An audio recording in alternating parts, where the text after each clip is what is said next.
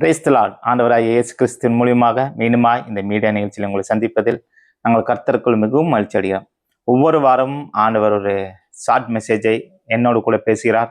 அதை உங்களோடு கூட பகிர்ந்து கொள்ள ஆண்டவர் ஏற்படுத்தினதான இந்த ஊழியத்துக்காக, அவர் கொடுத்ததான இந்த வார்த்தைக்காக முதலாவது நான் ஆண்டவருக்கு நன்றி செலுத்துகிறேன். இது எனக்கு மிகவும் பயனுள்ளதாக இருக்கிறது. அதை ஆண்டவர் நான் தியானிக்கும் போது, அதை குறித்து நான் ஆண்டவர் சமூகத்தில் கேட்கும் போது அநேக காரியங்களை எனக்கு வெளிப்படுத்துகிறார்.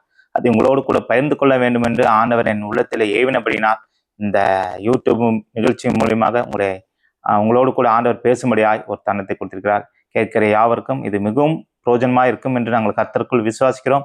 இது எங்களுக்கு எல்லா விதத்திலும் பிரோஜனமானது.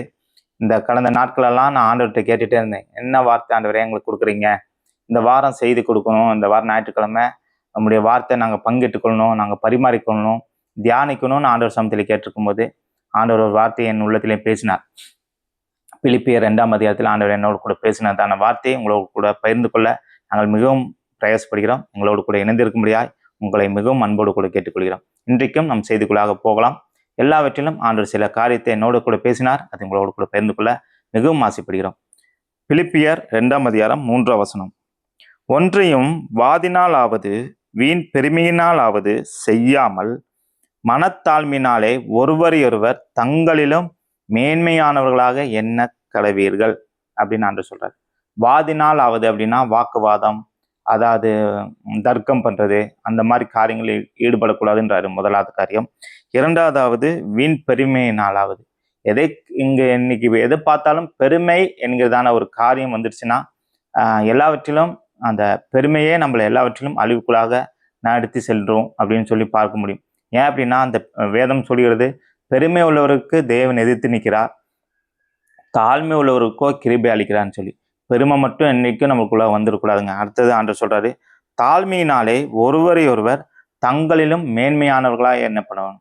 அப்போ நமக்குள்ள அந்த தாழ்மை வரும்போது ஆண்டவர் சொல்றதான் அந்த வார்த்தையின்படி தாழ்மை நமக்குள்ள வரும்போது என்ன ஆகும் அப்படின்னாக்கா, நம்ம எல்லாத்தையும் மேன்மையா எண்ணக்கடுவோம். இன்னைக்கு பார்த்தீங்கன்னா எங்க பார்த்தாலும் இந்த நம்மளில காட்டிலும் மற்றவர்களை நம்ம மேன்மையா எண்ணாதபடிக்கு தான் இன்னைக்கு அநேக விதத்துல உலகத்தில் நடக்கிறதான காரியங்கள் எல்லாம் அப்படியே தலைகீழாக இருக்குது. இந்த கடைசி காலத்துல பாத்தீங்கன்னா அன்பு இல்லை, ஒருவர் மேன்மையா எண்றதில்லை. இந்த வசனத்துல ஆண்டவர் சொல்றாரு, இப்போ உதாரணத்துக்கு நான் இருக்கேன் அப்படின்னா, நான் ஒரு சின்ன பையனை, என்னை காட்டிலும் ஒரு சின்ன பையனை நான் பாக்குறேன்னா அவனை நான் எப்படி பார்க்கணும்னா, என்னை விட இவன் மேன்மையானவன், ஆண்டோட படைப்புல இவனும் ஆண்டோட பிள்ளை அப்படின்னு நம்ம பார்க்க ஆரம்பிக்கணும். இன்னைக்கு நான் எப்படி பார்த்துருவேன் அப்படின்னா, என் சுயத்துல எப்படி பார்ப்பேன்னா, இவன் சின்ன பையன், இவனுக்கு என்ன தெரியும், என் எக்ஸ்பீரியன்ஸுக்கு இந்த பையன்லாம் ஒரு சர்வசாதாரணம் அப்படின்னு நினைக்க தோணும். மனசுல அப்படிதான் நினைக்க தோணும். ஆனா ஆண்டவர் அப்படி சொல்லுங்க, எல்லா விதத்திலும் மேன்மையா எண்ணணும் அப்படின்னு சொல்றாரு. இன்னொரு வசனத்தை நாம் வாசிப்போம். ஆண்டவர் எப்படி அவருடைய சீசர்களை கவனிச்சார், எப்படி அவர்களோட அன்பு பாராட்டினார் சொல்லி நம்ம இன்னொரு வசனத்தை தியானிக்க போறோம். யோவான் எழுதின நிருபம் 13ஆம் அதிகாரம்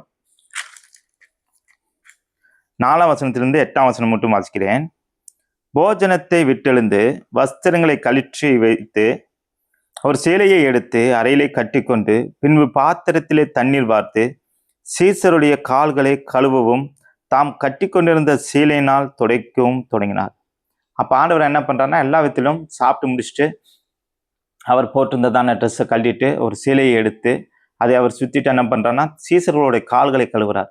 அப்போ சீசர்கள் என்ன சொல்றாங்கன்னா, அடுத்த வசனத்துல வாசிக்கும் போது 6ஆம் வசனம், அவர் சீமோன் பேதுருவினிடத்தில் வந்தபோது அவன் அவரை நோக்கி, ஆண்டவரே, நீர் என் கால்களை கழுவலாமா என்றான். இயேசு அவனுக்கு பிரதியுத்தரமாக, நான் செய்கிறது இன்னதென்று இப்போது நீ அறியாய், இனிமேல் அறிவாய் என்றார். பேதுரு அவரை நோக்கி, நீர் ஒரு காலும் என் கால்களை கழுவப்படாது என்றான். இயேசு அவனுக்கு பிரதியுத்தரமாக, நான் உன்னை கழுவா விட்டால் என்னிடத்தில் உனக்கு பங்கு இல்லை என்றார். அப்ப ஆண்டவர் சொல்றாரு, நான் உன் காலை கழுவலைன்னா உனக்கு எனக்கு பங்கு இல்லை அப்படின்றாரு. அப்ப ஆண்டவர் தன்னை எப்படி காமிக்கிறாரு அப்படின்னா, நீயும் நானும் ஒண்ணு, நீ ஆண்டவர்ன்னு என்னை மேன்மைப்படுத்திடக்கூடாது, நான் உன்னை என் பிள்ளையா பாக்குறேன், நீ என்னுடைய மகன், அதனால நீ என்னை ஆண்டவரா ஏற்படுத்திட்ட அப்படின்னா நீ என்னை தேட மாட்ட, எனக்குள்ள நெருங்க மாட்ட, எனக்குள்ள ஐக்கிய பாராட்ட மாட்ட, என்கிட்ட நீ டிஸ்டன்ஸா இருப்ப அப்படின்னு சொல்லி ஆண்டவர் என்ன பண்றாருன்னா, எல்லா விதத்திலும் ஆண்டவர் தன்னுடைய ஸ்தானத்தை விட்டு இறங்கி போய் சீசர்களுடைய கால்களை கழுவுறார். அப்போ இன்னொரு வசனத்தை நாம் வாசிக்க முடியும். 13ஆம் வசனத்திலிருந்து 15ஆம் வசனம் மட்டும். நீங்கள் என்னை போதகர் என்றும் ஆண்டவர் என்றும் சொல்கிறீர்கள், நீங்கள் சொல்லுகிறது சரியே, நான் அவர்தான். ஆண்டவரும் போதகருமாகிய நானே உங்கள் கால்களை கழுவினது உண்டானால் நீங்களும் ஒருவருடைய கால்களை ஒருவர் கழுவ கழுவீர்கள். அப்ப நான் ஆண்டவர், நீங்க சொல்றது சரிதான், நான் ஆண்டவர் தான், எல்லா விதத்திலும் நான் செஞ்சது சரி, ஏன்னா நானே இப்படி செய்வேன்னா நீங்களும் ஒருவருடைய கால்களை ஒருவர் கழுவணும் அப்படின்னு சொல்றாரு ஆண்டவர். அப்ப நம்ம இன்னைக்கு எல்லாம் போய் ஒருத்தரோட காலை கழுவுறோமா அப்படின்னா கழுவ மாட்டோம். ஆனா ஆண்டவர் இன்னொரு வசனத்தில் ஆண்டவர் சொல்றாரு, அதே 13ஆம் அதிகாரத்துல நம்ம வாசிக்க முடியும், 34, 35. நீங்கள் ஒருவரில் ஒருவர் அன்பாயிருங்கள், நான் உங்களில் அன்பாயிருந்தது போல நீங்களும் ஒருவரில் ஒருவர் அன்பாயிருங்கள் என்கிற புதிதான கட்டளைகளை உங்களுக்கு கொடுக்கிறேன். அப்ப நான் உங்களிடத்துல அன்பா இருந்தேன்ல, இப்படி எல்லாம் கால்களை கழுவி உங்களை நேசிச்சேன், உங்க மேல அன்பு வச்சேன், அதே போல நீங்களும் ஒருவரில் ஒருவர் அன்பாயிருங்கள், நான் உங்களிடத்தில் அன்பா இருந்தது போல. அப்ப கடவுள் நம்ம மேல வச்சதான அன்பை போல நாமளும் ஒருவர் அன்பா இருக்கணும்னு ஆண்டவர் விரும்புறாரு. அடுத்த வசனத்தில் நான் வாசிக்கும் போது 35ஆம் வசனம், நீங்கள் ஒருவரில் ஒருவர் அன்பாய் இருந்தால் அதனாலே நீங்கள் என்னுடைய சீசர்கள் என்று எல்லோரும் அறிந்து கொள்வார்கள். நம்மள ஒருவர் அன்பா இருக்கும் போது அப்ப பாக்குறவங்க எல்லாரும் என்ன சொல்லுவாங்க அப்படின்னா, இவங்களெல்லாம் என்னோட சீசர்கள், அதாவது மற்றவங்க சொல்லணும் இவங்கெல்லாம் ஆண்டவருடைய பிள்ளைகள் அப்படின்னு சொல்லி. அதை தான் நம்ம ஆண்டவர் இன்னைக்கு எதிர்பார்க்குறாருங்க. இன்னைக்கு சூழ்நிலை பார்த்தீங்கன்னா எல்லா விதத்திலும் உலகம் வந்துட்டு இந்த காரியத்துல தான் தவறி போயிடுது. இந்த காரியத்துல எல்லாம் சரியாயிட்டோம், நம்மளாம் சரியாயிட்டோம் அப்படின்னா உலகத்துல இந்த பிரச்சனையே வராதுங்க. யுத்தம் வராது, சண்டைகள் வராது, வீட்டுக்குள்ள பிரிவினைகள் வராது, கணவன் மனைவிக்குள்ள அந்த அன்பு நிலைச்சிருக்கும், அன்புல ஐக்கியப்படுவாங்க. இன்னைக்கு அதுதான் பாருங்களேன், ஒரு கணவன் மனைவிக்குள்ள எடுத்துக்கிட்டீங்கனாலே ஒரு கணவன் என்ன சொல்வார்னா, நீ என்னதான் இருந்தாலும் நான் தான் உன்னை கட்டிட்டு வந்தேன், நீ எனக்கு அடிமை அப்படின்ற ஒரு மனப்பக்குவத்துல வந்துடுறாங்க. அவங்க வந்துட்டு அவங்கள தன்னிலும் மேன்மையாக எண்ணாதபடிக்கு ஒருவர் அன்பா இல்லாதபடிக்கு அந்த எண்ணங்கள் வருது. மேன்மையானது எண்ணி நான் யாருன்ற ஒரு எண்ணத்துக்குள்ள வந்து இன்னைக்கு அப்படிப்பட்டதான சூழ்நிலை மாறிடுச்சு. ஆனா ஆண்டவர் சொல்றாரு, எல்லாரிலும் பார்க்க, இப்போ நான் என்ன எடுத்துக்கிட்டேன் அப்படின்னா என்னை விட மற்றவங்கள நான் மேன்மையா எண்ணணும்.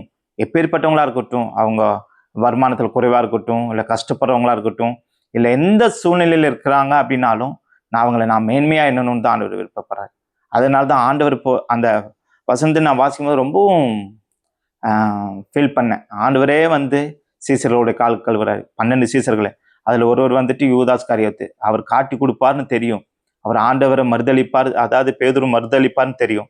ஆனாலும் எல்லா விதத்திலும் ஆண்டவர் என்ன பண்றாருன்னா சீசர்களை அன்பா நேசிச்சாரு. அவங்க பாவம் செய்வாங்கன்னு தெரியும், இயேசு கிறிஸ்துவ காட்டி கொடுப்பாரு, யூதாஸ் காரியத்தை காட்டி கொடுப்பாருன்னு தெரியும். ஆனாலும் ஆண்டவர் அவர் மேல அன்பா இருந்தார். நீ போய் செய்ய வேண்டிய காரியத்தை செய்ய அப்படின்னு சொல்லி அனுப்புறாரு. அதனால ஆண்டவர் உங்களையும் என்னையும் அதுதாங்க நினைக்கிறாரு. எல்லாவற்றிலும் உங்களையும் என்னையும் நேசிச்சிருக்காரு, நம்ம மேல அன்பு வச்சிருக்காரு. அவருடைய அன்பை நம்ம மற்றவங்களுக்கு காண்பிக்கணும்னு சொல்றாரு. இன்னைக்கு நம்ம வாசிச்சது போல பிலிப்பியர் நம்ம வாசித்து முடிக்க போறோம். பிலிப்பியர் அந்த வசனத்தை நான் மீண்டும் வாசிக்கிறேன். ஒன்றையும் வாதினாலாவது வீண் பெருமையினாலாவது செய்யாமல் மனத்தாழ்மையினாலே ஒருவர் தங்களையும் மேன்மையாக எண்ண கடவீர்கள். மனதுல நம்ம தாழ்மையை கொண்டு வந்து எல்லாவற்றிலும் மற்றவர்களை நம்ம மேன்மையா எண்ணுவோம். அப்படிப்பட்டதான சுபாவம் உங்களுக்குள்ளும் எனக்குள்ள வந்துருச்சு அப்படின்னா எல்லா விதத்திலும் நம்ம ஆண்டோடைய பிள்ளையாய் மாறி அவருடைய சீசர்களா மாற முடியும். ஆண்டவர் இதை தான் இன்றைய நாளில் உங்களோடு கூட என்னோடு கூட எதிர்பார்க்கிறார்.